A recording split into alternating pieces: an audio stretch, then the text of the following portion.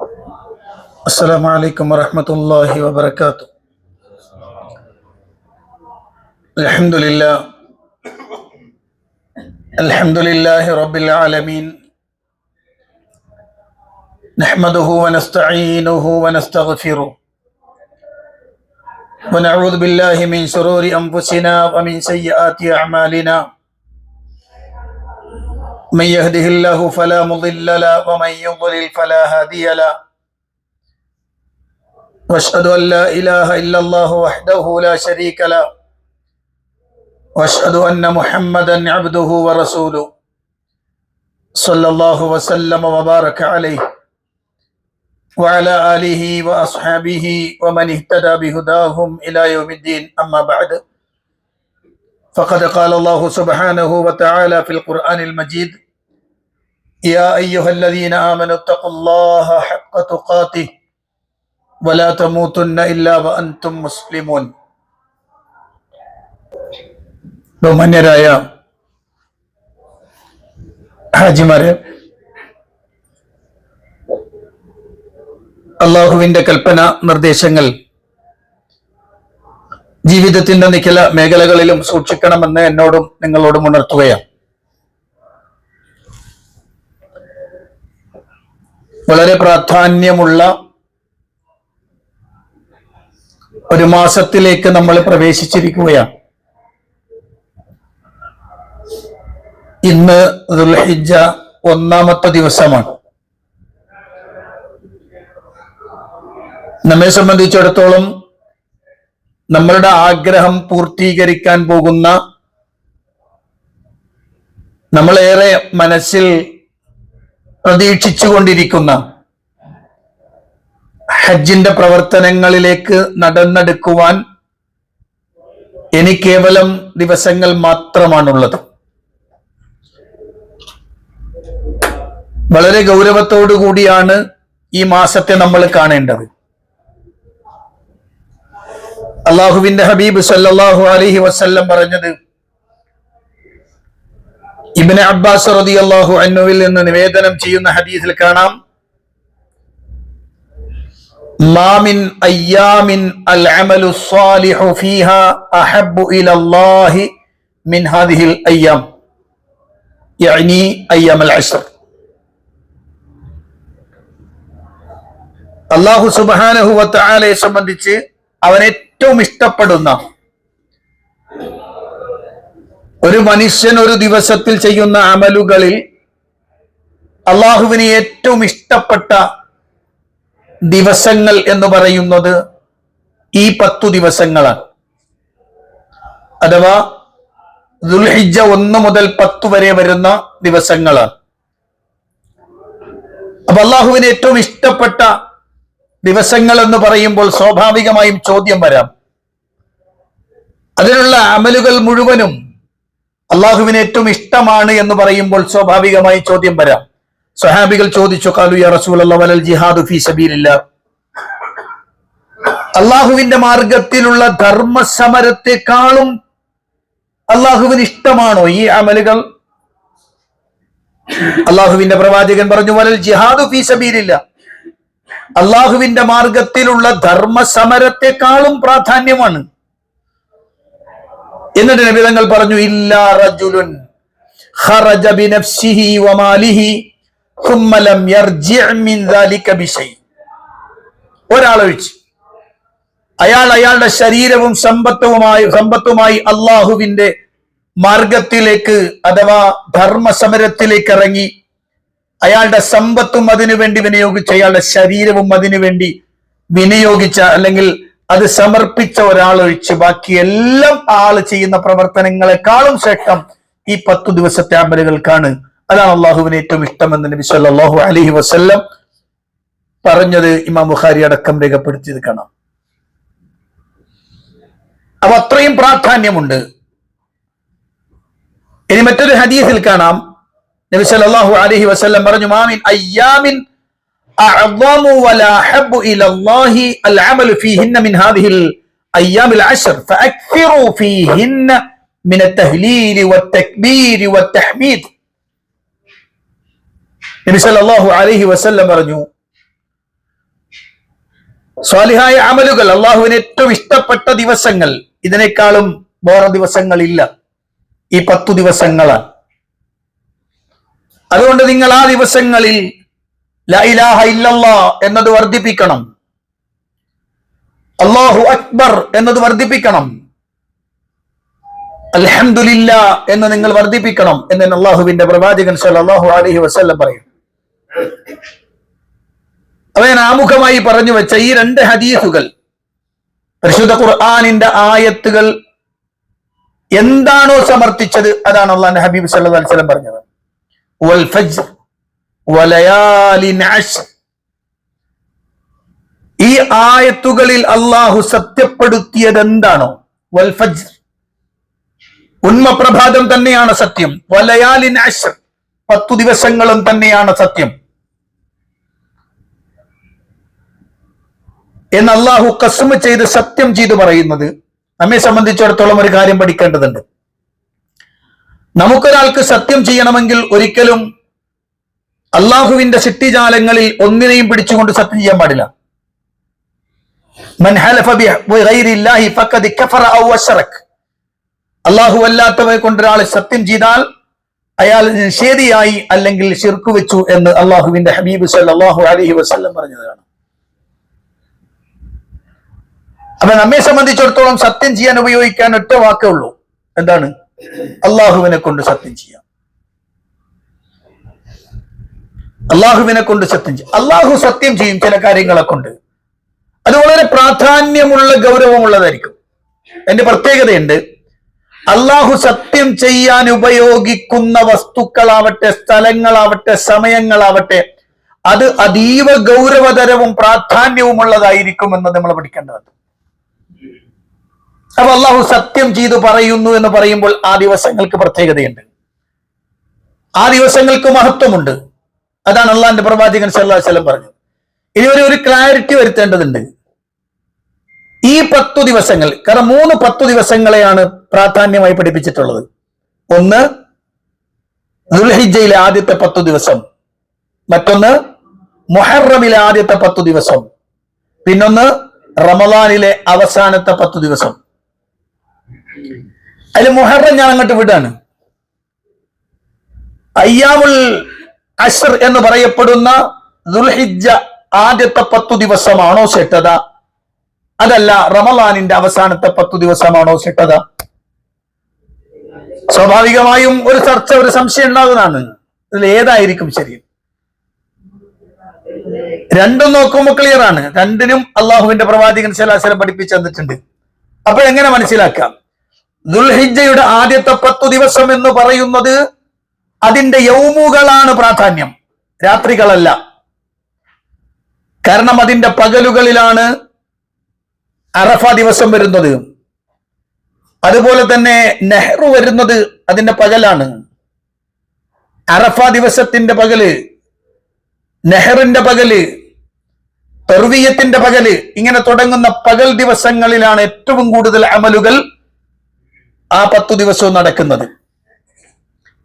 എന്നാൽ റമളാനിന്റെ 10 ദിവസം, അവസാനത്തെ 10 ദിവസം എന്ന് പറഞ്ഞാൽ രാത്രികളാണ് പ്രധാനം. കാരണം ലൈലത്തുൽ ഖദർ എന്നത് രാത്രിയുമായി ബന്ധപ്പെട്ടതാണ്. കാരണം ആ 10 ദിവസത്തിന്റെ ഖദർ എന്ന് പറയുന്നത് ലൈലത്തുൽ ഖദറുമായി ബന്ധപ്പെട്ടതാണ്.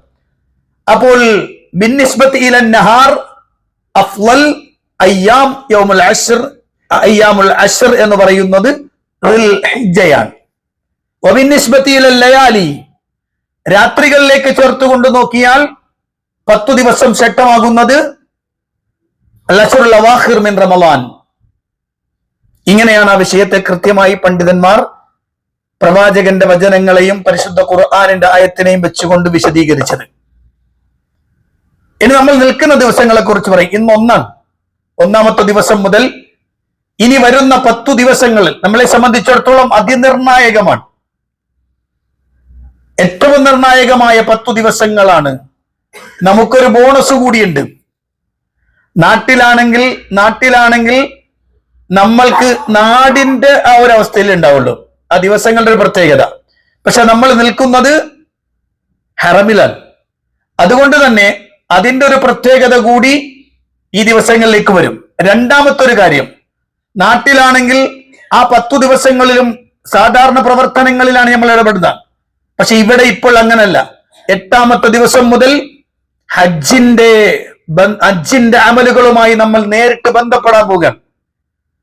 അപ്പൊ നമ്മെ സംബന്ധിച്ചിടത്തോളം വളരെയധികം നിർണായകവും വളരെയധികം പ്രാധാന്യവുമാണ് ഈ 10 ദിവസങ്ങൾക്ക് എന്ന് നമ്മൾ ശരിക്ക് മനസ്സിലുറപ്പിക്കണം. അതിന്റെ അളമത്തിനെ വിട്ടുകൊണ്ടൊരു പ്രവർത്തനം ഉണ്ടാവരുത്. ഈ ദിവസങ്ങൾ അതിനിർണായകമായ ദിവസങ്ങളാണെന്ന് പറഞ്ഞപ്പോ അതിനാണ് ഞാൻ ഹദീസ് ആദ്യം പറഞ്ഞത്. ഒരാൾ തന്റെ സമ്പത്തും തന്റെ ശരീരവുമായി കർമ്മയുദ്ധത്തിലേക്ക് ഇറങ്ങി അതിൽ അയാൾ വീരമൃത്യു വരിച്ചാൽ ആ മനുഷ്യൻ ഒരുപക്ഷെ ഇപ്പോൾ ഈ പ്രവൃത്തി ചെയ്യുന്നവരെക്കാൾ മേലെ എത്തിയെന്നിരിക്കാം. ബാക്കി ലോകത്തുള്ള ആര് പ്രവർത്തിക്കുന്നതിന്റെയും മേലെയായിരിക്കും ഈ 10 ദിവസത്തിൽ നമ്മൾ ചെയ്യുന്ന അമലുകൾ എന്നത് പ്രത്യേകം ശ്രദ്ധിക്കണമെന്നാണ് ഞാൻ പറഞ്ഞത്. അള്ളാഹുവിന്റെ പ്രവാചകൻ സല്ലല്ലാഹു അലൈഹി വസല്ലം പഠിപ്പിച്ചു എന്തൊക്കെയാണ് ഈ ദിവസങ്ങളിൽ ചെയ്യേണ്ട കാര്യങ്ങൾ, എന്തൊക്കെയാണ് നമ്മൾ പ്രാധാന്യത്തോടുകൂടി പ്രത്യേകതയോടുകൂടി ചെയ്യേണ്ടത് എന്തൊക്കെയാണ്. അതിലൊന്ന് ഹജ്ജും ഉംറയുമാണ്. എന്തായാലും ഹജ്ജ് അതിലേക്ക് വരുന്നത് കൊണ്ട് ഞാൻ അത് വിശദീകരിക്കണില്ല.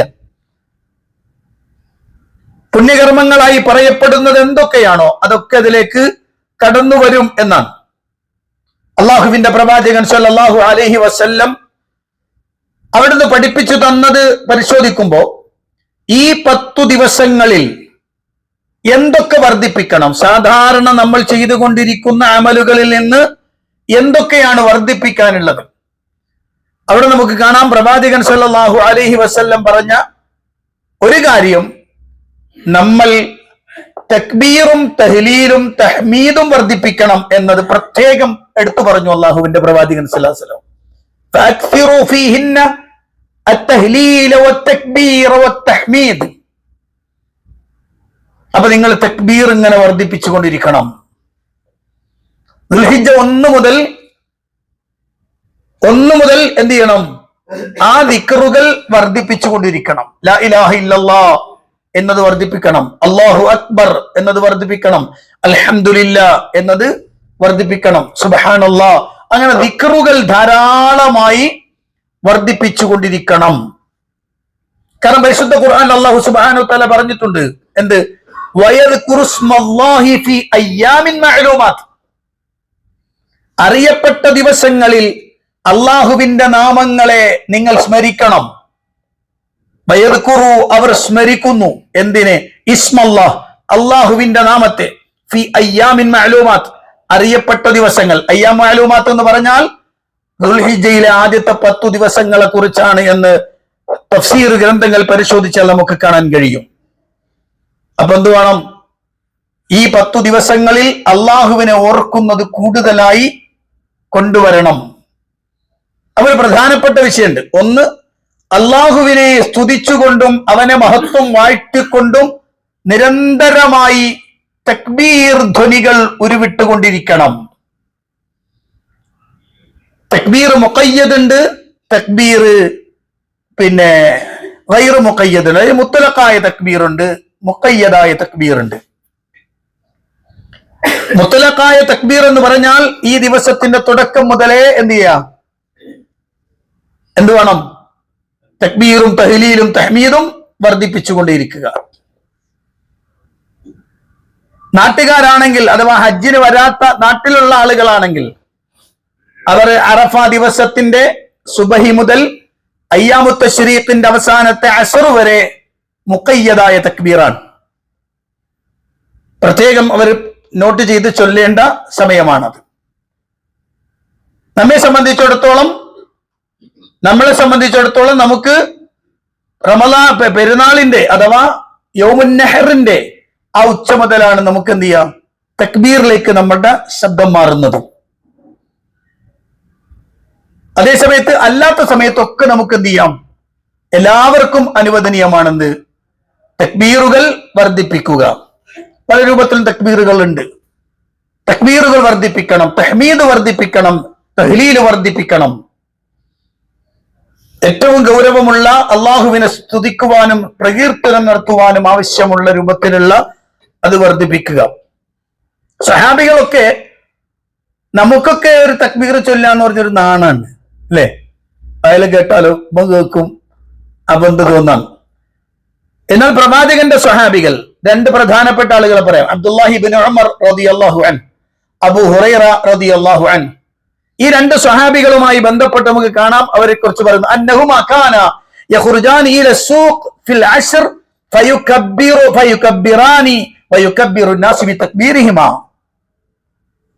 ഈ രണ്ട് സ്വഹാബികൾ പ്രത്യേകം നോട്ട് ചെയ്ത് പറയാം. അവർ അങ്ങാടിയിലേക്കൊക്കെ വന്നാൽ, വീട്ടിന്റെ ഉള്ളിൽ ചിലപ്പോൾ നമ്മളൊക്കെ തക്ബീർ ഇല്ലായിരിക്കും, അങ്ങാടിയിലേക്ക് ഇറങ്ങുമ്പോൾ അവര് തക്ബീർ രണ്ടാളും ഉറക്കെ ചൊല്ലും. ആ തക്ബീർ അവർ ചൊല്ലുന്നത് കേട്ടിട്ട് മറ്റുള്ളവരെന്ത് ചെയ്യും? തക്ബീർ ചൊല്ലും. നമ്മൾ അങ്ങനെ ചൊല്ലലില്ലല്ലേ? ഉണ്ടോ? എത്ര വലിയതെന്ന് പറഞ്ഞാലും അങ്ങാടിയിലേക്ക് ഇറങ്ങുമ്പോൾ നമ്മളിങ്ങനെ ഒറ്റക്ക് അല്ലാഹു അക്ബർ അല്ലാഹു അക്ബർ ലാ ഇലാഹ ഇല്ലല്ലാഹു അല്ലാഹു അക്ബർ അല്ലാഹു അക്ബർ വലില്ലാഹിൽ ഹംദ്, ഇങ്ങനെ നമ്മൾ ചൊല്ലിപ്പോവോ? ചൊല്ലുവോ? ഞാൻ കണ്ടിട്ടില്ല, പണ്ഡിതന്മാരെയും കണ്ടിട്ടില്ല, സാധാരണക്കാരെയും കണ്ടിട്ടില്ല. കാരണം എന്താ? അതൊരു കുറവായിട്ട് നമുക്ക് തോന്നാം, അതൊക്കെ കുറവായിട്ടാ തോന്നുക. പക്ഷെ സ്വഹാബികൾ അങ്ങനെയല്ല. കാരണം സ്വഹാബികളെ സംബന്ധിച്ചിടത്തോളം അവർ അള്ളാഹുവിന്റെ റസൂലിൽ നിന്ന് ദീന് പഠിച്ചവരായതുകൊണ്ട് തന്നെ അവരത് പ്രാവർത്തികമാക്കും. പ്രത്യേകിച്ച് അബ്ദുല്ലാഹി ഇബ്നു ഉമർ റളിയല്ലാഹു അൻഹുവിനെ പോലെയുള്ള സ്വഹാബികൾ. അപ്പൊ തക്ബീറുകളും തഹ്ലീലുകളും എന്ത് ചെയ്യണം? ധാരാളമായി വർദ്ധിപ്പിക്കണം എന്നാണ്. പരിശുദ്ധ ഖുർആൻ അള്ളാഹു പറഞ്ഞൊരു വാക്കുണ്ട്. അത് ആ വാക്ക് ശ്രദ്ധിക്കുമ്പോഴാണ് നമ്മൾ തക്ബീർ ചൊല്ലണോ വേണ്ടേ എന്ന് നമ്മൾ ശ്രദ്ധിക്കാം. നമ്മൾ തക്ബീർ ചൊല്ലണോ വേണ്ടേ? പരിശുദ്ധ ഖുർആൻ അല്ലാഹു പറഞ്ഞു കാണാം, വലിതുകബ്ബിറുല്ലാഹ അലാ മാ ഹദാകും വലഅല്ലകും തശ്കുറൂൻ. വലിതുകബ്ബിറുല്ലാഹ, നിങ്ങൾ അല്ലാഹുവിനെ മഹത്വപ്പെടുത്താൻ വേണ്ടി. എന്തിന്? അലാ മാ ഹദാകും, അവൻ നിങ്ങൾക്ക് മാർഗദർശനം നൽകിയതിന്, നിങ്ങൾക്ക് ഹിദായത്ത് നൽകിയതിന്. സുബ്ഹാന റബ്ബി. എപ്പോഴെങ്കിലും നിങ്ങൾ മനസ്സിലേക്ക് വന്നിട്ടുണ്ടോ? ഞാൻ എപ്പോഴും ചിന്തിക്കുന്ന ഒരു കാര്യമാണ്. കാരണം ഏകദേശം 1998 വരെ ഉണ്ടായിരുന്ന ഒരു ജീവിതമുണ്ട്. ഖുറാഫാത്തിന്റെയും അന്ധവിശ്വാസങ്ങളുടെയും അനാചാരങ്ങളുടെയും ഒരു ജീവിതം. നാഗൂരിലും ഏർവാടിയിലും മുത്തുപേട്ടയിലെയും ജാറങ്ങളിൽ പോയി തലയടിച്ച് കരഞ്ഞുകൊണ്ട് പ്രാർത്ഥിച്ച ഘട്ടം.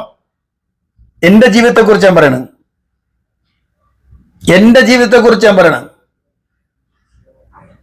അങ്ങനെ ആ ജാറങ്ങളും കണ്ട ആ വലിയ വലിയ എന്നൊക്കെ വിളിക്കുന്ന ആളുകൾ, പ്രത്യേകിച്ച് നമ്മളെ കായംകുളത്തിൽ ഓച്ചിറയിൽ ഉണ്ടായിരുന്ന ആ കുപ്പസ്വാമി എന്ന് വിളിക്കപ്പെടുന്ന ഓച്ചിറ ഉപ്പാപ്പ എന്ന് പറയപ്പെടുന്ന ആള്, അദ്ദേഹത്തിന്റെ അടുത്ത് പോയി എല്ലാ വ്യാഴാഴ്ചയും കായംകുളത്ത് ഓതണ സമയത്ത് അവിടുന്ന് സൈക്കിൾ എടുത്ത് ഉപ്പാപ്പാനെ കാണാൻ പോകും.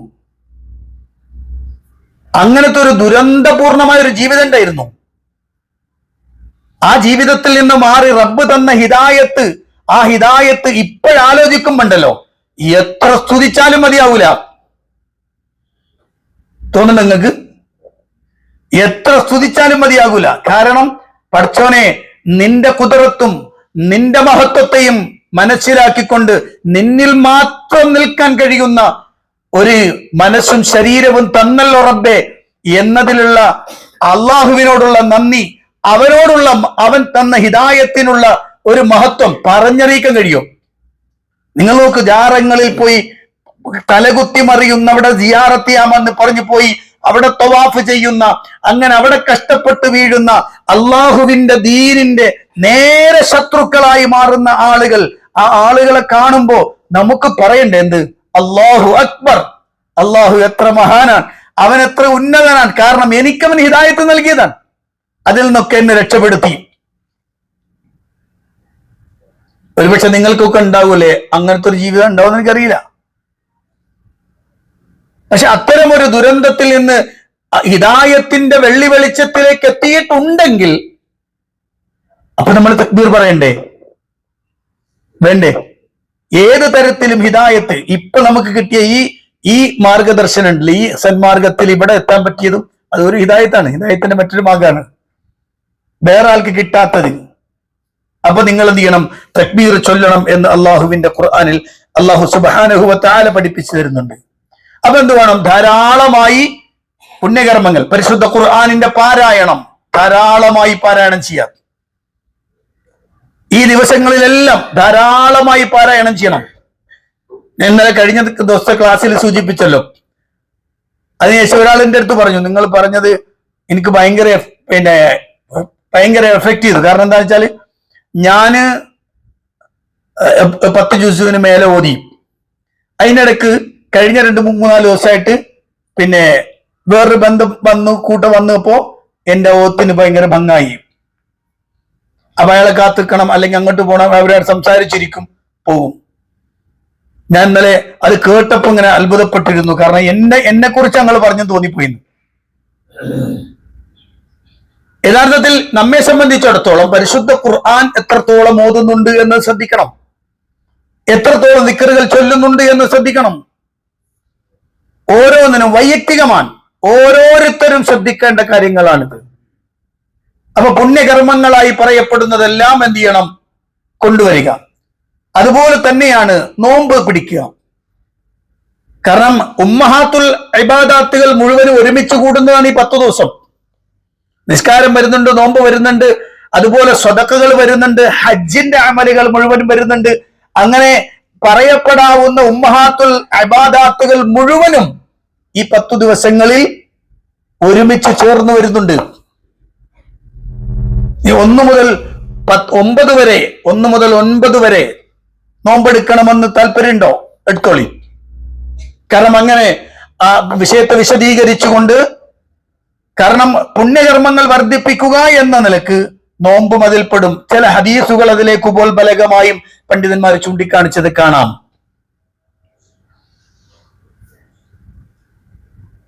മാത്രമല്ല പ്രവാചകൻ സല്ലല്ലാഹു അലൈഹി വസല്ലം പറഞ്ഞൊരു വാചകമുണ്ട്, ഒരു ഹദീസ് ശ്രദ്ധയിൽപ്പെടുത്തേണ്ടതുണ്ട്. മൻ സ്വാമ യൗമൻ ഫീ സബീലില്ലാഹ്, മൻ സ്വാമ യൗമൻ ഫീ സബീലില്ലാഹ് ബഅദല്ലാഹു വജ്ഹ വഫീ റിവായത്തിൻ ഉഖറാ ബഅദല്ലാഹു വജ്ഹ മിനൻ നാരി 70 ഖരീഫൻ. ഒരാൾ ഒരു ദിവസം അള്ളാഹുവിന്റെ മാർഗത്തിന് വേണ്ടി റബ്ബിന്റെ അടുത്തുനിന്ന് പ്രതിഫലം കിട്ടണമെന്ന ആഗ്രഹത്തിൽ ഒരാൾ ഒരു ദിവസം നോമ്പെടുത്താൽ 70 വർഷത്തെ വഴിദൂരം അയാളെ നരകത്തിൽ നിന്ന് അകറ്റുന്നതാണ്. അപ്പൊ ഒരാൾക്ക് നോമ്പെടുക്കണം എന്നുണ്ടെങ്കിൽ അയാൾ എന്ത് ചെയ്യാം? നോമ്പെടുക്കാം. 9 ദിവസവും നോമ്പെടുക്കണോ? ഹിജ്ജ എന്ന് തന്നെ ഹദീസിൽ വന്നത് കാണാം. ആ ഹദീസിന് ചില ന്യൂനതകളൊക്കെ പണ്ഡിതന്മാർ പറയപ്പെട്ടെങ്കിലും ഉമ്മഹാത്തുൽ അഅ്മാലുകളുടെ കൂട്ടത്തിൽ അതിനെയും ഉൾപ്പെടുത്തുന്നത് കാണാം. പിന്നെ നമ്മെ സംബന്ധിച്ചിടത്തോളം അറഫ ദിവസത്തെ നോമ്പ് നമുക്കില്ല. അറഫ ദിവസം നമുക്ക് നോമ്പ് ഇല്ല. മറ്റുള്ളവരെ അറഫ ദിവസം എന്ത് ചെയ്യണം? നോമ്പനുഷ്ഠിക്കുകയും വേണം. അപ്പൊ എല്ലാ അമലുകളും ഒരുമിച്ച് ചേരുന്ന ഏറ്റവും സുന്ദരമായ പ്രവർത്തനങ്ങൾ നടക്കുന്ന മാസമാണ്. അപ്പോ പറഞ്ഞു വരുന്നത് ഇന്ന് മുതൽ ഇനി അങ്ങോട്ട് വിശ്രമമില്ലാതെ ഓരോ സന്ദർഭത്തിലും ചെയ്യാനുള്ള അമലുകൾ ഓരോന്നായി ചെയ്തുകൊണ്ടേയിരിക്കണം. ഈ 10 ദിവസം അത്രയും പ്രാധാന്യമുണ്ട് എന്നാണ്. ഇനി അതിന്റെ നേരെ ഓപ്പോസിറ്റ് സൈഡ് കൂടെ പറയേണ്ടതുണ്ട്. അതെന്താണ് ഓപ്പോസിറ്റ് സൈഡ്? ഈ മാസത്തിലെ ഈ 10 ദിവസം പ്രത്യേകമായി അള്ളാഹു നമ്മൾക്ക് ബഹുമാന പുരസ്സരം അറിയിച്ചു തന്നിട്ടുണ്ടെങ്കിൽ, ആ ദിവസങ്ങളിലെ അമലുകൾ അള്ളാഹുവിന് ഏറ്റവും ഇഷ്ടപ്പെട്ടതാണ് എന്ന് അള്ളാഹുവിന്റെ ഹബീബ് സല്ലല്ലാഹു അലൈഹി വസല്ലം പറഞ്ഞിട്ടുണ്ടെങ്കിൽ, അതിന്റെ ഓപ്പോസിറ്റ് എന്താണ്? അതിന് ഭംഗം വരുത്തുന്ന രൂപത്തിലുള്ള പ്രവർത്തനത്തെ സൂക്ഷിക്കണം. അഥവാ നിഷിദ്ധമായ പ്രവർത്തനങ്ങളിൽ നിന്ന് സമ്പൂർണമായും വിട്ടുനിൽക്കേണ്ടതുണ്ട് എന്നാണ്. പൂർണ്ണമായും അതിൽ നിന്ന് വിട്ടുനിൽക്കണം. അപ്പോ ഖൈറായ പ്രവർത്തനങ്ങളിലൂടെ മാത്രമേ മുന്നോട്ട് പോകാൻ പാടുള്ളൂ എന്നാണ്. അപ്പൊ അമലുകളായി എന്തൊക്കെ ചെയ്യണം? സ്വാലിഹത്തുകളായി സുന്നത്തായ പ്രവർത്തനങ്ങൾ വർദ്ധിപ്പിക്കണം. അത് നിസ്കാരമാവട്ടെ, നോമ്പാവട്ടെ, അതുപോലെ സ്വതക്ക വർദ്ധിപ്പിക്കുക, പരിശുദ്ധ ഖുർആനിന്റെ പാരായണം വർദ്ധിപ്പിക്കുക, നന്മ കൽപ്പിക്കുകയും തിന്മ വിരോധിക്കുകയും ചെയ്യുക എന്നത് വർദ്ധിപ്പിക്കണം. അതുപോലെ തന്നെ ഇരട്ടി പ്രതിഫലം ലഭിക്കുമെന്ന് പറയപ്പെടുന്ന പ്രവർത്തനങ്ങളെല്ലാം നമ്മെ കൊണ്ട് ചെയ്യാവുന്ന രൂപത്തിലൊക്കെ എന്ത് ചെയ്യണം. ഇനി ഒരു കാര്യം ചോദിച്ചോട്ടെ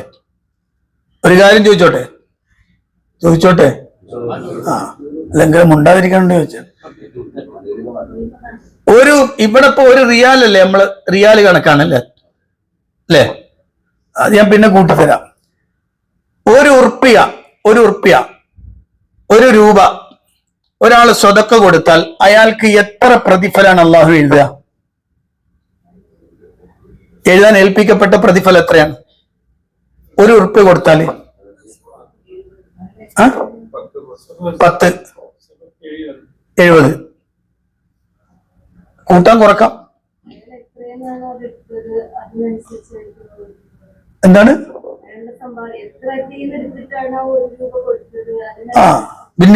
ബാക്കിൽ മാൽ അല്ലെ, മറ്റു മാലുകളിലേക്ക് ചേർത്തിട്ടാണെന്ന് പറയണം. ശരി. അപ്പം വലിയ ധാരണ ഒന്നും ഇല്ലാന്ന് അർത്ഥം. ആ വിഷയത്തെ കുറിച്ച് വലിയ ധാരണ ഒന്നും ഇല്ല. പക്ഷെ എന്താ പറയാ ഞങ്ങള്, അതാണ് ഒരു പ്രശ്നം ഞാൻ പറയാൻ പോകണം.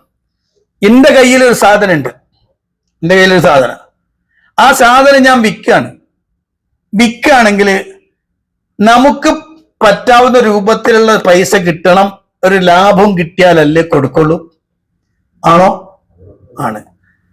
നല്ല ലാഭം കിട്ടിയാലല്ലേ നമ്മൾ കൊടുക്കാൻ നിൽക്കുള്ളൂ, നഷ്ടപ്പെട്ട് കൊടുക്കൂലല്ലോ അല്ലേ? അപ്പൊ നിങ്ങൾ കൊടുക്കുന്ന സാധനത്തിൽ ഞങ്ങൾ കൊടുത്തിട്ട് പറയാം, എന്റെ സാധനം എന്തെങ്കിലും തന്നാ മതി എന്ന് പറഞ്ഞു കൊടുക്കോ? എന്റെ ഒരേക്കർ സ്ഥലമുണ്ട്, ഇതെടുത്ത എന്തെങ്കിലും തന്നാ മതി, അങ്ങനെ കൊടുക്കൽ നിങ്ങൾ കൊടുക്കോ? ഇല്ല, അതിന് കൃത്യമായിട്ട് വേണം. അപ്പൊ നിങ്ങൾ കുറെ കാലായിട്ട് ഈ സ്വലക്ക കൊടുക്കുന്നുണ്ടല്ലോ, നിങ്ങളല്ല കേട്ടോ, ഇങ്ങോട്ട് അല്ല ഓല് കൊടുക്കുന്നവനൊക്കറിയില്ല, മനസ്സിലായേ? സാധാരണ ഈ പുരുഷന്മാരാണ് സദക്ക കൊടുക്കല്, പെണ്ണുങ്ങൾ ആ വിഷയത്തിൽ വളരെ ബാക്കിലാണ്. കാക്ക കൊടുത്തിട്ടുണ്ടെന്നാ പറയാ, അങ്ങനെയാണ് പറയല്. കാക്ക കൊടുത്തിട്ടുണ്ട്, കാക്ക കൊടുത്ത് കാക്കക്ക് കിട്ടും, താത്തക്ക് കിട്ടൂല. അപ്പൊ ശരിക്കും ഞാൻ പറഞ്ഞു വരുന്നത്, സ്വതക്ക കൊടുത്താൽ എത്ര കിട്ടുമെന്ന് ഇതുവരെ നമ്മുടെ മനസ്സിലില്ല. അള്ളാഹ് എന്തെങ്കിലും തരുമെന്ന് പറഞ്ഞിട്ടുണ്ട്, അല്ല. പരിശുദ്ധ ഖുർആൻ നോക്ക്, 2-ാം അധ്യായം സൂറ അൽ ബഖറ. അള്ളാന്റെ മാർഗത്തിൽ ചെലവഴിക്കുന്ന ഉദാഹരണം എന്താ പറഞ്ഞു? കമസലി ഹബ്ബത്തിൻ അംബതത് 7 സനാബില ഫീ കുല്ലി സുംബുലത്തിൻ 100 ഹബ്ബ വല്ലാഹു യുളാഇഫു ലിമൻ യശാ. അല്ലാഹുവിന്റെ ഖുർആൻ എന്താ അല്ലാഹ് പറഞ്ഞത്? കമസലി ഹബ്ബത്തിൻ, ഒരു ധാന്യം മണി പോലെയാണ്, ഒരു വിത്ത് പോലെയാണ്. 57 സനാബിൽ, ആ ധാന്യമണി 7 കതിരുകൾ ഉൽപ്പാദിപ്പിച്ചു. ഫീ കുല്ലി സുംബുലത്തിൻ 100 ഹബ്ബ, ഓരോ കതിരിലും 100 മണികൾ. 1 equal 700. ഒന്നിന് 700. ഒരു ഉറുപ്പ്യക്ക് 700 കഴിഞ്ഞിട്ടില്ല കേട്ടോ. വല്ലാഹു യുളാഇഫു ലിമൻ യശാ, അല്ലാഹ് ഉദ്ദേശിക്കുന്നവർക്ക് അവൻ ഇരട്ടിയായി കൊടുക്കുകയും ചെയ്യുന്നതാണ്. അപ്പൊ അല്ലാഹ് ഒരാൾക്ക് ഉദ്ദേശിക്കാണ്, അവന് ഇരട്ടി കൊടുത്തേക്കാം. അങ്ങനെയെങ്കിൽ ഒരു ഉറുപ്പ് കൊടുത്താൽ എത്ര കിട്ടും? 1400. ക്ലിയർ അല്ലേ? 1000. അതുകൊണ്ടാണ് തോന്നി ഈ പള്ളിയിലൊക്കെ ബക്കറ്റ് വെച്ചാൽ 10 ഉറുപ്പ്യാണ് കൂടുതൽ വീഴ അല്ലേ? ഓൻ വിളവെടുത്തിട്ടായിട്ട് ചിലപ്പോൾ ഇട്ടുണ്ടാകുക. 10 ഉറുപ്പ്യ കൊടുത്തിട്ടില്ല. 10 ഉറുപ്പ്യ എത്ര ആയിട്ടുണ്ടാകും? മനസ്സിലായേ? 10 ഉറുപ്പ്യ എന്ന് പറയുമ്പോൾ എത്ര ആയിട്ടുണ്ട് കണക്കൂട്ടിയായിരിക്കും ചിലപ്പോൾ ഇട്ടുണ്ടാകുക. ശരി, അവിടെ ഒന്നോട്ടാ. ഞാൻ വേറൊരു അങ്ങനെയാ പറയാൻ പോണ. ഒരു റിയാലിന് എത്ര ഉറുപ്പ്യ ഉണ്ട് ഇപ്പം?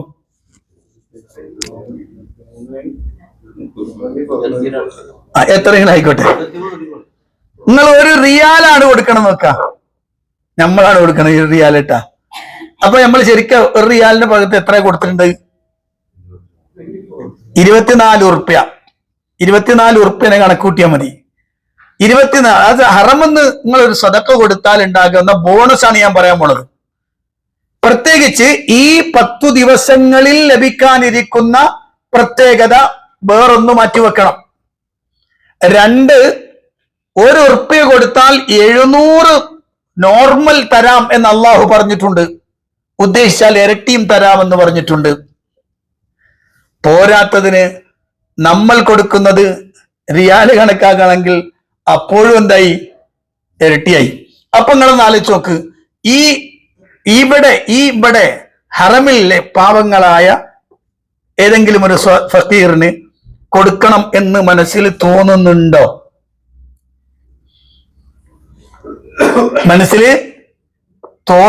എന്ന് ആലോചിച്ച് നോക്കാം. കാരണം നമ്മൾ മറ്റേതിന് ചെലവില്ല. ഇത് നിസ്കാരം, നോമ്പ് ഒക്കെ ചെലവില്ലട്ടാ. ഖുർആൻ ഓതല് ചെലവില്ല, ദിക്ർ ചൊല്ലല് ചെലവില്ല. ഇത് മാത്രമാണ് എന്ത് ചെയ്യാ അവിടുന്ന് ഇങ്ങോട്ട് എന്നാലും കുഴപ്പമില്ല. ഇവിടെ നിന്ന് ഇങ്ങനെ അങ്ങോട്ട് പോകുന്നത് എന്താണ്?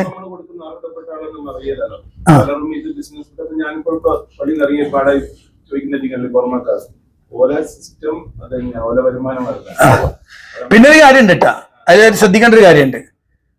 ഒരാള് നമ്മുടെ മുന്നിൽ വന്ന് കൈ നീട്ടിയാൽ അതിന്റെ അർത്ഥം എനിക്ക് പ്രതിഫലം തരാൻ വേണ്ടി ഓനെ കൊണ്ടുവന്നിക്കുന്നതാണ്.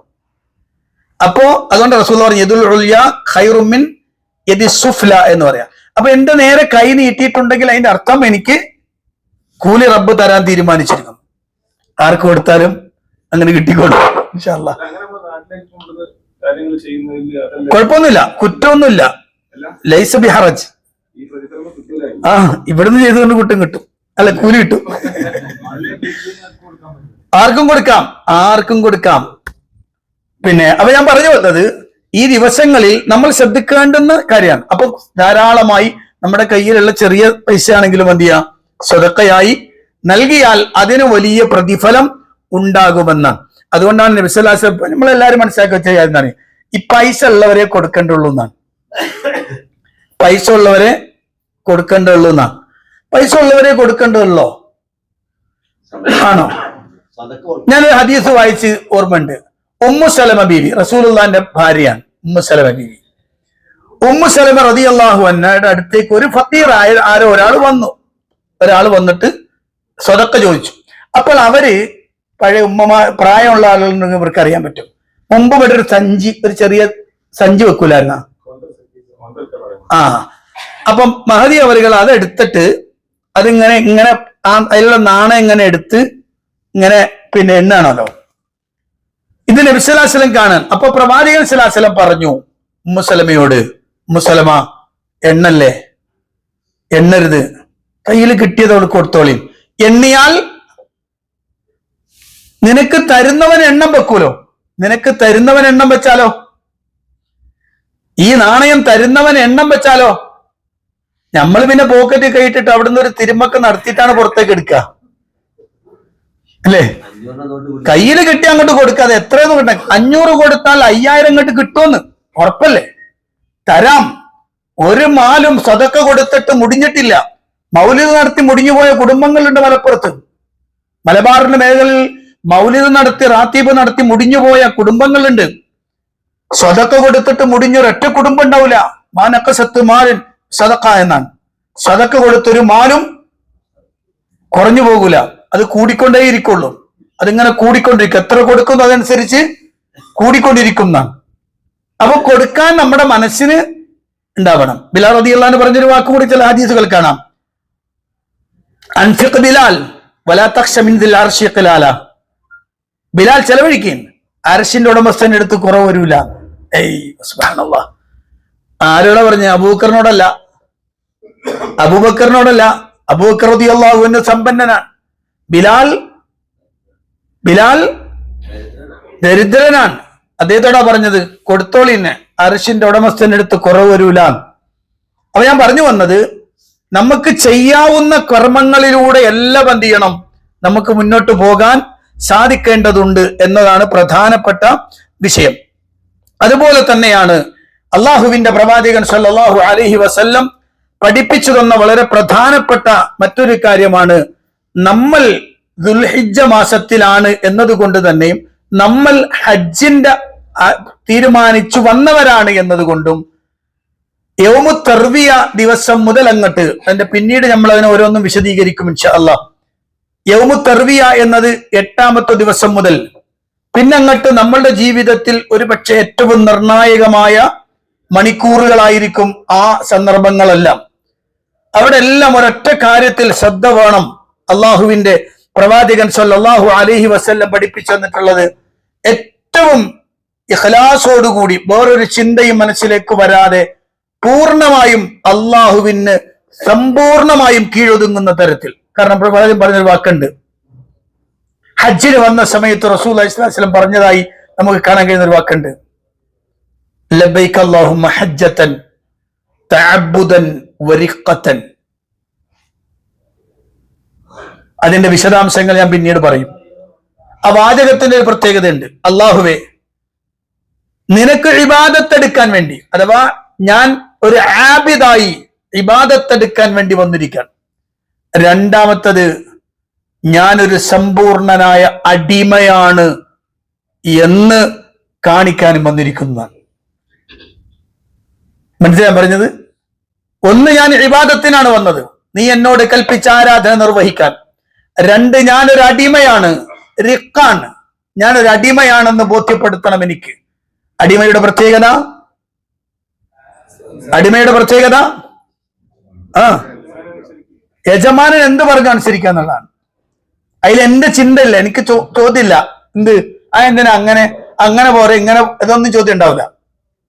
യജമാനൻ എന്ത് കൽപ്പിച്ചോ അതിനാണ് ഞാൻ ചെയ്യാൻ വന്നിട്ടുണ്ട് എന്ന് അള്ളാഹുവിന്റെ റസൂൽ സ്വല്ലല്ലാഹു അലൈഹി വസല്ലം പറഞ്ഞ വാക്ക് നമ്മുടെ മനസ്സിൽ വലിയ ഗൗരവതരമായ ഒരു ചിന്ത ഉണ്ടാക്കേണ്ടതുണ്ട്. എന്താന്ന് വെച്ചാൽ, അള്ളാഹു സുബ്ഹാനഹു വ തആല നമ്മളോട് നിശ്ചയിച്ചു തന്നതെല്ലാം അതേ രൂപത്തിൽ കൃത്യമായി ഉൾക്കൊള്ളാനും കൃത്യമായി മനസ്സിലേക്ക് കൊണ്ടുവരാനും നമുക്ക് സാധിക്കേണ്ടതുണ്ട് എന്നതാണ് ഏറ്റവും പ്രധാനപ്പെട്ട വിഷയം. അപ്പൊ ഈ അയ്യാമുൽ അശ്ർ, ഈ 10 ദിവസങ്ങൾ നമസ്കാരവും അതുപോലെ തന്നെ മറ്റു പുണ്യകർമ്മങ്ങളിലൂടെയും കൃത്യമായി നിരതമായി നമ്മൾ ഇങ്ങനെ മുന്നോട്ട് പോകേണ്ടതുണ്ട്. നമ്മളെ സംബന്ധിച്ചിടത്തോളം നമ്മൾ ഹജ്ജുമായി ബന്ധപ്പെടാൻ പോകുന്നു എന്നതുകൊണ്ട് തന്നെ 1ാമത്തെ ദിവസം മുതൽ ഉൽഹിയത്ത് നേർച്ചയാക്കി ഉൽഹിയത്ത് തീരുമാനിച്ച ആളുകളുടെ ഹുക്മൊന്നും നമുക്ക് ബാധകം അല്ല. നമ്മെ സംബന്ധിച്ചിടത്തോളം ദുൽഹിജ്ജ 8-ന് നമ്മൾ ഇഹ്റാമിൽ പ്രവേശിക്കാൻ ഇരിക്കുന്നവരാണ്. അതുകൊണ്ട് തന്നെ നമ്മളുടേത് ഉൽഹിയത്ത് ബന്ധവുമായി ഇല്ല എന്നതുകൊണ്ടും നമ്മൾ തമത്തുആയി ഹജ്ജ് ചെയ്യുന്നത് കൊണ്ട് അതിന്റെ ഭാഗമായിട്ടുള്ള ഫിദിയയാണ് നമുക്കുണ്ടാകുന്നത് എന്നതും ഗൗരവത്തിൽ നമ്മൾ അറിയണം. ആരെങ്കിലും നാട്ടില് അത് ഏൽപ്പിച്ചിട്ടുണ്ടെങ്കിൽ അവരോട് എന്ത് ചെയ്യണം, പറയണം. നാട്ടില് ഇന്നലെ കണ്ടിട്ടില്ല അല്ലെ, ഇന്നില്ല, നാളെയാണ് എന്ത് ചെയ്യുക, നാളെയാണ് നാട്ടില് ഒന്നാകുക. ഇന്നിവിടെ നമുക്കിവിടെ 1 ഇന്ന് മുതലാണ്. അപ്പൊ സ്വാഭാവികമായിട്ടും ആ സമയത്ത് എന്ത് ചെയ്യണം, പ്രത്യേകം ശ്രദ്ധയോടെ അത് ചെയ്യാൻ വേണ്ടി അവരോട് ആവശ്യപ്പെടുകയും വേണം. പ്രവാചകൻ സല്ലല്ലാഹു അലൈഹി വസല്ലം പറഞ്ഞ ഇനി മറ്റൊരു കാര്യം കൂടി പറയാൻ, ഈ ഇരിക്കുന്ന ആളുകളോട് ഞാൻ പറയാൻ, നിങ്ങൾ ആരെങ്കിലും നിങ്ങളുടെ കുടുംബത്തിൽ ആരെങ്കിലുമായി ഏതെങ്കിലും തരത്തിലുള്ള അസ്വാരസ്യങ്ങൾ ഉണ്ടാക്കിയിട്ടുണ്ടെങ്കിൽ ശ്രദ്ധിക്കണം. അസ്വാരസ്യങ്ങൾ ഉണ്ടായിട്ടുണ്ടെങ്കിൽ ഇന്ന് അത് പൂർത്തിയാക്കണം. ഇന്ന് എന്ത് ചെയ്യണം, അത് ഇല്ലാതാക്കണം. ഒന്ന് വിളിച്ചോളി. വിളിച്ചിട്ട് നിങ്ങളുടെ ഭാഗത്തു നിന്നാണോ അബദ്ധം, അല്ല അവരുടെ ഭാഗത്തു നിന്നാണ്, ആരായിക്കോട്ടെ, പക്ഷെ അതൊന്ന് പരിഹരിക്കണം. എന്തുകൊണ്ടാന്ന് വെച്ചാൽ, ഈ പുണ്യ ദിവസങ്ങളിൽ നമ്മുടെ അമലുകളൊന്നും സ്വീകരിക്കപ്പെടാതിരിക്കാൻ പറ്റില്ല. എന്നുവെച്ചാൽ സ്വീകരിക്കപ്പെടാതിരിക്കുന്ന അവസ്ഥ ഉണ്ടാവരുത്. കാരണം കുടുംബബന്ധം അത് മുറിക്കുക എന്നത്, അതിൽ എന്തെങ്കിലും ഭംഗം വരിക എന്നത് നമ്മുടെ അമലിങ്ങനെ നിൽക്കും, അങ്ങോട്ട് കേറൂല. അത്രയും ഗൗരവത്തിൽ കാണേണ്ടതാണ്. ആളുകളോടൊക്കെ നമ്മൾ പല രൂപത്തിലും പണങ്ങളുണ്ട്. പ്രത്യേകിച്ച് കേരളക്കാർക്ക് ഒരു സ്വഭാവമുണ്ട്. ഒന്ന് പറഞ്ഞ് രണ്ടാമത്തേന് പിണങ്ങി. ആ പിണക്കം ഭയങ്കര പിണക്കേക്കാരം അല്ലേ? നമ്മളെ നാട്ടിലാണെങ്കിൽ കമ്പാർട്ടുവൽക്കരണാണ്. എന്താ, ഇവൻ ഈ ഗ്രൂപ്പാണ്, അവൻ ആ ഗ്രൂപ്പാണ്. മറ്റവൻ ആ ഗ്രൂപ്പ്, മറ്റവൻ ഈ ഗ്രൂപ്പ്. പരസ്പരം കണ്ടാൽ മുണ്ടൂല, സലാം പറയൂല.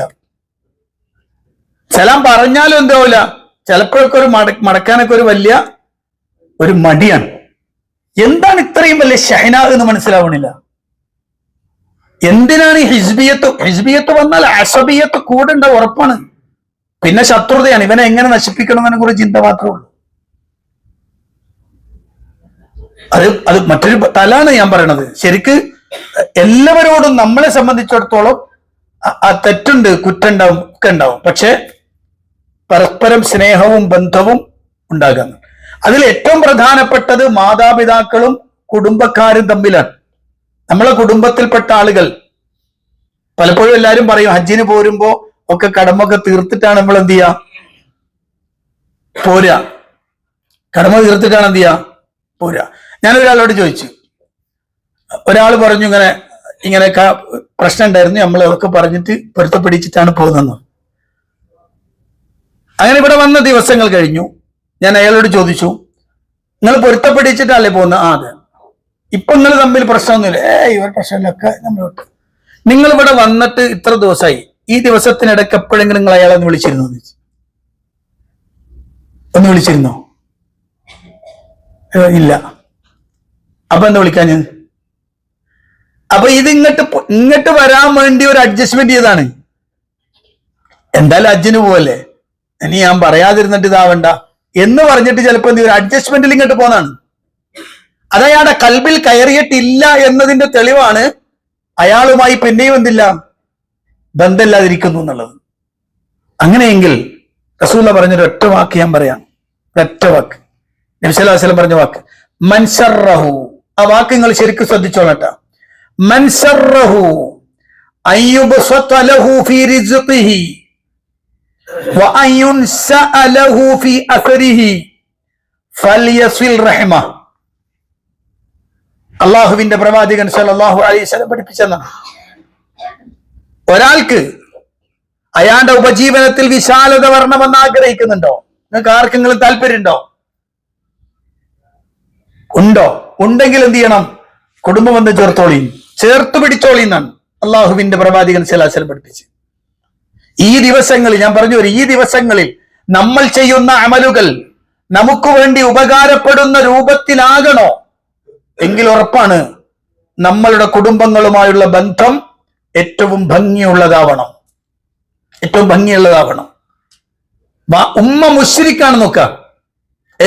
ഉമ്മ ബഹുദൈവ വിശ്വാസിയാണ്, നമ്മൾ മുസ്ലിമായി, ഉമ്മ മുശ്രിക്കാണ്. എന്നാലേ ആ ഉമ്മയോട് ബന്ധം വിച്ഛേദിക്കാൻ പറ്റുമോ? ആശയപരമായി നമ്മൾ ബന്ധമല്ല, അത് വേറെ വിഷയം. നമ്മൾ മുവഹിദാണ്, അവര് മുശ്രിക്കാണ്. ആ ബന്ധം, ആ വിഷയത്തിൽ നമ്മൾ ഒരിക്കലും ഒന്നല്ല. അസ്മാ ബീവി റളിയല്ലാഹു അൻഹ, അബൂബക്കർ സിദ്ദീഖ് റളിയല്ലാഹു അൻഹുവിന്റെ മകൾ അസ്മാ ബീവി മദീനയിലാണ്. റസൂലുള്ളാഹിന്റെ അടുത്തേക്ക് ഒരു അസ്മാ ബീവി വരുന്നുണ്ട്. വന്നിട്ട് ചോദിക്കും, നബിയെ എന്റെ ഉമ്മ വന്നിക്കണ്, അവര് മുശ്രിക്കാണ്. അബൂബക്കർ സിദ്ദീഖിന് ഒന്നിലധികം ഭാര്യമാരുണ്ട്. ആയിഷ ബീവിയുടെ ഉമ്മയല്ല, അസ്മാ ബീവിന്റെ ഉമ്മ. ആയിഷ ബീവിന്റെ ഉമ്മ മുസ്ലിമാണ്, അസ്മാ ബീവിന്റെ ഉമ്മ മുസ്ലിമായിട്ടില്ല. അങ്ങനെ അവര് വന്നിരിക്കുന്നു. റസൂലുള്ളാഹിന്റെ അടുത്തേക്ക് അസ്മാ ബീവി വന്നു. എന്തിനാ വരുന്നറിയോ? എന്തിനാ വരുന്നത്? നബിയെ, ഉമ്മ വന്നിട്ടുണ്ട്, എനിക്ക് ഉമ്മ എന്നോട് താല്പര്യം കൊണ്ട് വന്നതാ. എനിക്ക് ഉമ്മയെ പരിചരിക്കാൻ, ഉമ്മയെ ശുശ്രൂഷിക്കാൻ, ഉമ്മയെ എന്റെ വീട്ടിലേക്ക് കയറ്റി പരിചരിക്കാൻ എനിക്ക് പറ്റൂ നബിയെ. നിങ്ങൾ നോക്കണേ, അള്ളാഹുവിന്റെ പ്രവാചകൻ സല്ലല്ലാഹു അലൈഹി വസല്ലം പറഞ്ഞ സുലി ഉമ്മക്ക്, ഉമ്മ ചേർത്ത് പിടിച്ചോ, ഉമ്മക്ക് വേണ്ടതൊക്കെ ചെയ്തു കൊടുത്തോളി. മുശ്രിക്കായിരിക്കാം, പക്ഷേ ആ ഉമ്മയാണ് ഉമൂമത്ത്, അത് നഷ്ടപ്പെടില്ല. വളരെ ഗൗരവമാണ് ആ വാക്ക്. നമ്മുടെ ജീവിതത്തിൽ ഏറ്റവും അധികം നമ്മുടെ നമുക്ക് ബന്ധം, നമ്മുടെ കുടുംബത്തിലുള്ള ആളുകൾ ഏറ്റവും അധികം ബന്ധം ആരോട് ചോദിച്ചാൽ ഉമ്മാനാണെന്ന് പറയും. മനസ്സിലായി? ജീവിതത്തിൽ ഉമ്മ എന്ന് പറയപ്പെടുന്ന ആ ഒരു വ്യക്തി എന്നത് നമ്മുടെ ജീവിതത്തിൽ ഏറ്റവും അധികം സ്വാധീനം ഉണ്ടാക്കുന്നവരാ, അല്ലെ? അബദ്ധങ്ങൾ ഉണ്ടാവാം, തെറ്റുകളെ മനുഷ്യനാണ്.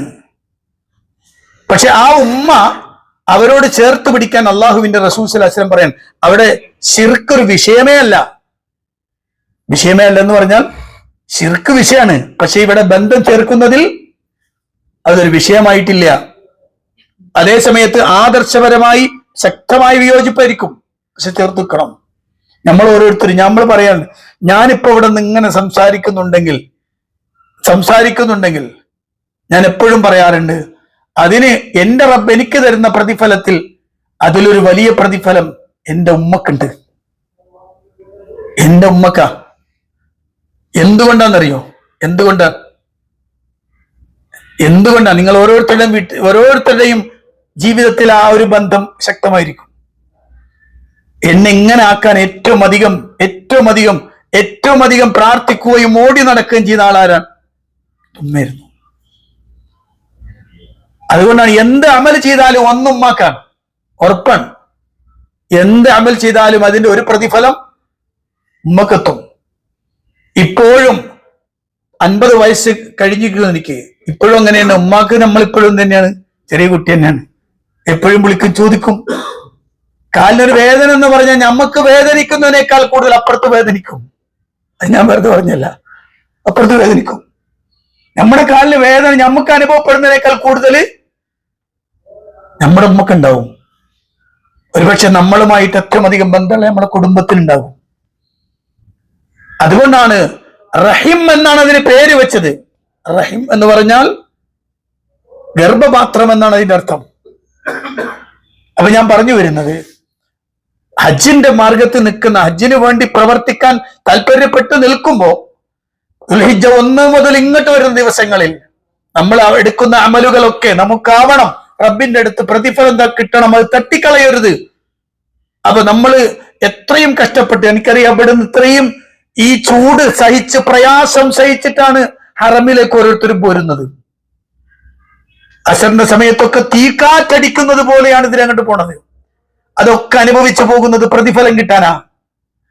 പക്ഷെ ആ പ്രതിഫലം നമുക്ക് കിട്ടാതിരിക്കുന്നൊരവസ്ഥ നമ്മളിൽ നിന്നുണ്ടാവാൻ പാടില്ല. അതുകൊണ്ടാണ് ഞാൻ ഈ വാക്ക് വളരെ ഗൗരവത്തിൽ ശ്രദ്ധയിൽപ്പെടുത്തുന്നത്. അള്ളാഹുവിന്റെ പ്രവാചകൻ സല്ലല്ലാഹു അലൈഹി വസല്ലം പഠിപ്പിച്ച വാചകമാണ്. അതുകൊണ്ട് തന്നെ ഈ പറഞ്ഞ കാര്യങ്ങളെല്ലാം, ഏകദേശം ഒരു 8-9ഓളം കാര്യങ്ങൾ ഞാൻ പറഞ്ഞിട്ടുണ്ട്. അതെല്ലാം ഈ ദിവസങ്ങളിൽ 1 മുതൽ 10 ദിവസം വരെ, അതാണ് 10 ദിവസം. അതിനുശേഷം 3 ദിവസമാണ് അയ്യാമുത്ത് ശരീഅത്തിന്റെ ദിവസം. ഈ 10 ദിവസത്തിനാണ് ഏറ്റവും അധികം പ്രാധാന്യമായി അള്ളാഹുവിന്റെ പ്രവാചകൻ സല്ലല്ലാഹു അലൈഹി വസല്ലം പഠിപ്പിച്ചു തന്നിട്ടുള്ളത്. അതുകൊണ്ട് തന്നെ അതിനെ ആ രൂപത്തിൽ തന്നെ നമ്മൾ എന്ത് ചെയ്യണം? നമ്മൾ ഉൾക്കൊള്ളണം. നമ്മൾ അതിന്റെ പ്രതിഫലം നഷ്ടപ്പെടാതെ പൂർണ്ണമായും ലഭിക്കുന്നവരുടെ കൂട്ടത്തിൽ ഉൾപ്പെടാനും ശ്രമിക്കണം. അതിനുവേണ്ടി നിരന്തരമായി പ്രാർത്ഥിക്കുകയും വേണം എന്നാണ് എനിക്ക് ഉണർത്താനുള്ളത്. അല്ലാഹു സുബ്ഹാനഹു വ തആല നമുക്കതിന് തൗഫീഖ് നൽകി അനുഗ്രഹിക്കുമാറാവട്ടെ. ധാരാളമായി പ്രാർത്ഥിക്കണം. പ്രാർത്ഥനയിൽ ഏറ്റവും പ്രധാനപ്പെട്ട ഒരു പ്രാർത്ഥന കൂടി ഞാൻ പറഞ്ഞ് അവസാനിപ്പിക്കാം. ഏറ്റവും പ്രധാനപ്പെട്ട ഒരു പ്രാർത്ഥന ഏതാണ്? റബ്ബന ആതിന ഫിദ്ദുനിയ ഹസന വഫിൽ ആഖിറതി ഹസനതൻ വഖിന അദാബന്നാർ എന്നതാണ് ഏറ്റവും പ്രധാനപ്പെട്ട പ്രാർത്ഥന. റബ്ബന ആതിന ഫിദ്ദുനിയ ഹസന വഫിൽ ആഖിറതി ഹസനതൻ വഖിന അദാബന്നാർ എന്ന പ്രാർത്ഥന ഈ വിഷയം പറയുന്നതിന്റെ കൂട്ടത്തിൽ അള്ളാഹു പറഞ്ഞ വാചകമാണത്. അതുകൊണ്ട് തന്നെ ആ പ്രാർത്ഥനകൾ ധാരാളമായി വർദ്ധിപ്പിക്കുക. അതുപോലെ തക്ബീർ, തഹ്ലീല്, തഹ്മീദ്, അങ്ങനെ സുബ്ഹാനല്ലാഹ് എന്ന് അങ്ങനെ തുടങ്ങുന്നതെല്ലാം എന്ത് ചെയ്യാം?